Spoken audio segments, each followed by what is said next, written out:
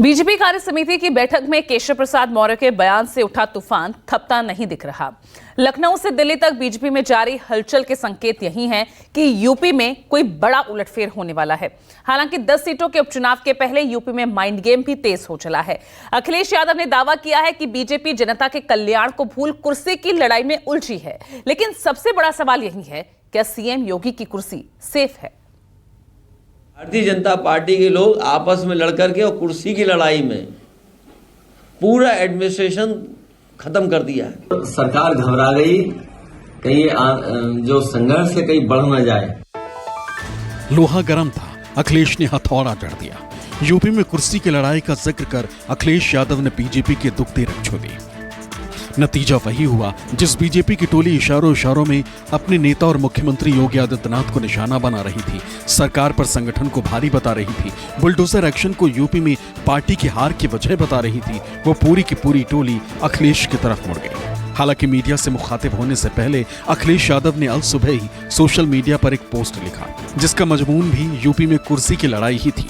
Social media platform x पर अखिलेश यादव ने लिखा, भाजपा की कुर्सी की लड़ाई की गर्मी में उत्तर प्रदेश में शासन प्रशासन ठंडे बस्ते में चला गया है। तोड़फोड़ की राजनीति का जो काम भाजपा दूसरे दलों में करती थी, अब वही काम वो अपने दल के अंदर कर रही। इसलिए भाजपा अंदरूनी झगड़ों के दलदल में धंसती जा रही। जनता के बारे में सोचने वाला भाजपा में कोई नहीं। दरअसल लोकसभा चुनाव में इंडिया गठबंधन ने यूपी में जो उलटफेर किया है, उससे पूरी बीजेपी सकते में। बीजेपी और एनडीए के दूसरे घटक दलों के नेता भी हार का ठीकरा योगी आदित्यनाथ पर ही फोड़ रहे हैं। कोई बुलडोजर एक्शन को नुकसान की वजह बता रहा है, तो कोई संविधान और आरक्षण को लेकर इंडिया गठबंधन पर झूठ फैलाने का आरोप लगा रहा है। लेकिन सबके निशाने पर सीएम योगी आदित्यनाथ ही नजर आ रहे हैं। अब यूपी बीजेपी के अध्यक्ष भूपेंद्र चौधरी ने भी अपनी रिपोर्ट में प्रशासन से सहयोग नहीं मिलने की बात कही। ये भी दावा किया है कि नौकरशाही ने इंडिया गठबंधन का साथ दिया।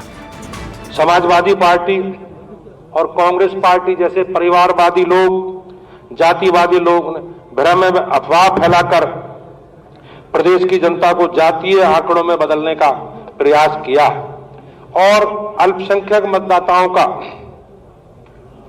वायदोवेदन करके उनका वोट लेने का प्रयास कांग्रेस और सपा ने एक नया एजेंडा तलाश किया, जिसमें उन्हें थोड़ी बहुत सफलता भी मिली।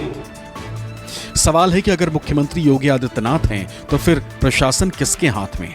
लेकिन घर के झगड़े पर जब अखिलेश ने ताना कसा तो जवाब आना ही था। संगठन को सरकार से बड़ा बताने वाले केशव मौर्य ने अखिलेश यादव पर पलटवार किया। सोशल मीडिया प्लेटफॉर्म एक्स पर केशव मौर्य ने लिखा, सपा बहादुर श्री अखिलेश यादव जी, भाजपा की देश और प्रदेश दोनों जगह मजबूत संगठन और सरकार है। सपा का पीडीए धोखा है। यूपी में सपा के गुंडा राज की वापसी असंभव है। भाजपा 2027 विधानसभा चुनाव में 2017 दोहराएगी। लोकसभा चुनाव में इंडिया गठबंधन को जितने वोट मिले हैं, अगर विधानसभा चुनाव में भी उसी पैटर्न पर वोटिंग हुई तो 2027 के विधानसभा चुनाव में बीजेपी सरकार की विदाई तय। यही वजह है कि बीजेपी अभी से ही इसकी तैयारी में जुट गई।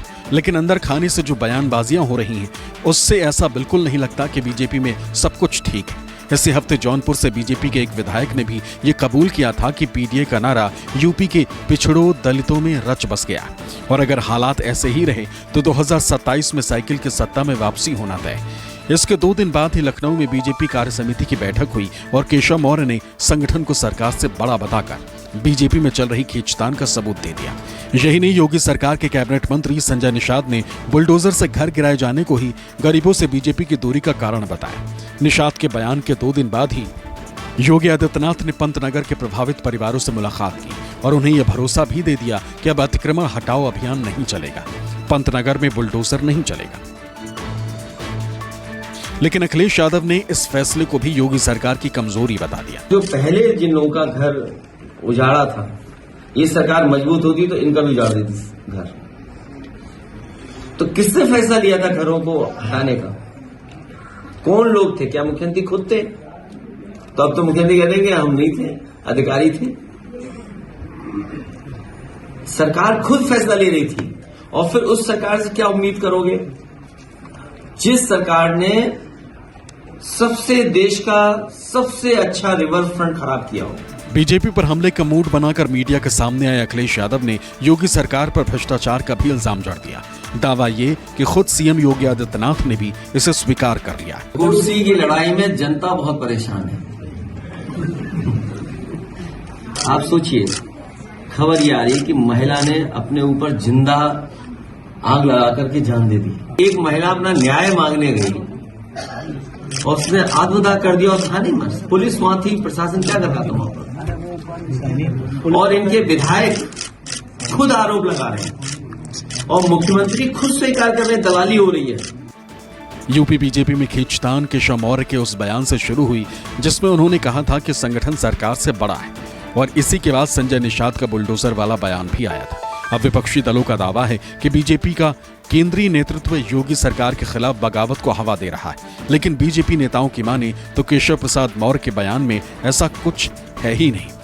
ऐसा कोई कलर नहीं है और कहीं कुछ नहीं है, और सब मिलजुल के सब काम हो रहा है। और अगर काम नहीं होता तो उत्तर प्रदेश सर्वोत्तम प्रदेश कैसे बनता? कहीं टूटपुट एक होता है कि 24 कैरेट का सोना बहुत मुश्किल से मिलता, तो एक आध कैरेट कम हो तो उसका सोने की कीमत थोड़ी घट जाती है। अच्छे परिणाम आते हैं तब भी चिंतन करते हैं, और परिणाम हमारे अपेक्षा के अनुरूप नहीं आते तब भी चिंतन करते हैं। तो चिंतन करने के बाद में 2027 हमारा लक्ष्य होगा। अब चुनाव चाहे उपचुनाव होंगे या आम चुनाव होंगे, उसमें भाजपा का परचम पूरी तरह से फहराए।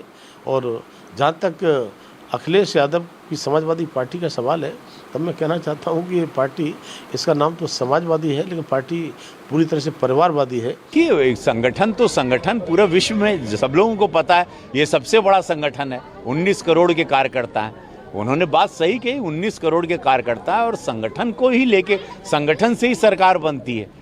तो इसको हम लोग प्रणाम करते हैं। हम लोग तो पूरे संगठन की हमारी यही प्रधानमंत्री मोदी जी कहते हैं, यही पूज्य महाराज जी ने भी अपने भाषण में कहा, ये राष्ट्रीय अध्यक्ष जी अमित शाह जी भी यही कहते हैं। तो संगठन को तो हम लोग संगठन की वजह से ही खड़े हैं।